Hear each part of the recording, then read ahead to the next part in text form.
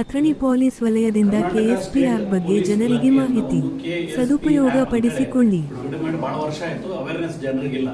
So ನಾವು ಠಾಣೆಯಲ್ಲಿ ಏನಾದರೂ ಒಂದು ಮಿಸ್ಸಿಂಗ್ ಕಂಪ್ಲೇಂಟ್ ಕೊಡ್ಬೇಕಾದ್ರೆ, ದಾಖಲೆ ಮಿಸ್ಸಿಂಗ್ ಇರಲಿ, ಪರ್ಸನ್ ಮಿಸ್ಸಿಂಗ್ ಇರಲಿ, ಅವು ನಾವು ಸ್ಟೇಷನ್ ಬರ್ತೀವಿ ಅಲ್ಲಿ ಸ್ಪಂದಿಸ್ತಿಲ್ಲ ಅಂತ ಹೇಳೋಕ್ಕಿಂತ ಆ ಆ್ಯಪಲ್ಲಿ ಡೈರೆಕ್ಟಾಗಿ ನಾವೇ ಏನು ಮಿಸ್ಸಿಂಗ್ ಆಗಿದೆ ಅದ್ರ ಬಗ್ಗೆ ಹಾಕೊಂಡು ಈ ಲಾಸ್ಟ್ ಅಂತ ಇದೆ ಅದರಲ್ಲಿ ಹಾಕೊಂಡು ಅಲ್ಲೇ ನಮಗೆ 76 ಅಕ್ನಾಲೇಜ್ಮೆಂಟ್ ರಿಸಿಪ್ಟ್ ಸಿಗ್ತದೆ. ನಿಮ್ಗೆ ಈಗ ಒಂದು ಸಿಮ್ ಕಾರ್ಡ್ ಹೋಯ್ತಪ್ಪ ಅಂದರೆ, ಹೊಸ ಸಿಮ್ ಕಾರ್ಡ್ ಬೇಕಂದ್ರೆ ಪೊಲೀಸ್ ಕಂಪ್ಲೇಂಟ್ ಕೇಳ್ತಾರೆ. ಅದೇ ನೀವು ಅದರಲ್ಲೇ ಆ್ಯಪಲ್ಲೇ ನೀವು ಹಾಕ್ಬಿಟ್ರೆ ಅಲ್ಲಿ PDF ಅಲ್ಲಿ ನಮ್ಗೆ ರಿಸಿಪ್ಟ್ ಸಿಕ್ಬಿಡ್ತದೆ. ಅದೇ ರೀತಿ ಭಾಳಷ್ಟು ಜನ ಫೋನ್ ಕಳ್ಕೊತಾರೆ. ಆ ಫೋನ್ ಕಳ್ಕೊಂಡಿದ್ದು ಕೂಡ ನೀವು ಈ ಲಾಸ್ಟ್ ಒಳಗಡೆ ಹಾಕಿದ್ರೆ ಆ ರಿಸಿಪ್ಟ್ ತೊಗೊಂಡ್ಬಿಟ್ಟು CEIR ಪೋರ್ಟಲಲ್ಲಿ ಹಾಕೊಂಡಾಗ ಅವ್ರು ಕೇಳ್ತಾರೆ ಪೊಲೀಸ್ ಕಂಪ್ಲೇಂಟ್ ಆಗಿದೆ ಏನಂತೆ. ಈ ರಿಸಿಪ್ಟ್ ಮೇಲೆ ಒಂದು ನಂಬರ್ ಇರ್ತೈತೆ, ಆ ನಂಬರ್ ಹಾಕಿಬಿಟ್ರೆ ಅಂತಂದ್ರೆ ಏನಾಗುತ್ತೆ, ಅದರ ಅರ್ಥ ಪೊಲೀಸಲ್ಲಿ ಕಂಪ್ಲೇಂಟ್ ಆಗಿದೆ ಅಂತ.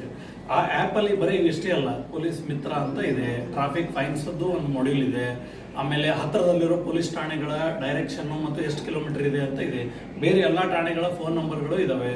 ಅದು ಬಿಟ್ಟು ಟೆಲಿಫೋನ್ ರಿಜಿಸ್ಟ್ರಿ ಇದೆ, ಆಮೇಲೆ ಫ್ಯಾಕ್ಟ್ ಚೆಕ್ ಅಂತ ಇದೆ. ಯಾವುದೋ ಒಂದು ವಿಡಿಯೋ ಬಂದಿರ್ತೈತಿ, ಅದು ಫ್ಯಾಕ್ಟ್ಸ್ ಇರೋದಿಲ್ಲ, ಅದನ್ನ ಫ್ಯಾಕ್ಟ್ ಚೆಕ್ ಮಾಡಿದ್ದು ಅಂತಂದು ಇರ್ತೈತಿ. ಎಮರ್ಜೆನ್ಸಿ ಕಾಂಟ್ಯಾಕ್ಟ್ ನಂಬರ್ ಇದೆ. ಇವ್ನು FIR ಸರ್ಚ್ ಮಾಡ್ಕೋಬಹುದು. ಅಲ್ಲಿ ಮಿಸ್ಸಿಂಗ್ ಪರ್ಸನ್ಸ್ ಬಗ್ಗೆ ಅದರದ್ದು ಫೋಟೋ ಮತ್ತು ಅವ್ರ ಚೆಹರೆ ಏನಿರ್ತೈತೆ ಅದನ್ನು ಸರ್ಚ್ ಮಾಡ್ಬೋದು. ಇದೆಲ್ಲ ವ್ಯವಸ್ಥೆ ಒಂದೇ ಒಂದು ಆ್ಯಪಲ್ಲಿ ಕ್ರೋಢೀಕರಿಸಿ ಮಾಡಿರೋದು KSP ಆ್ಯಪ್. ಅದನ್ನು ಸಾರ್ವಜನಿಕರು ಸದ್ಬಳಕೆ ಮಾಡ್ಕೋಬೇಕು, ಉಪಯೋಗಿಸ್ಕೋಬೇಕು ಅಂತ ಹೇಳಿ ಎಲ್ಲರಿಗೂ ವಿನಂತಿ.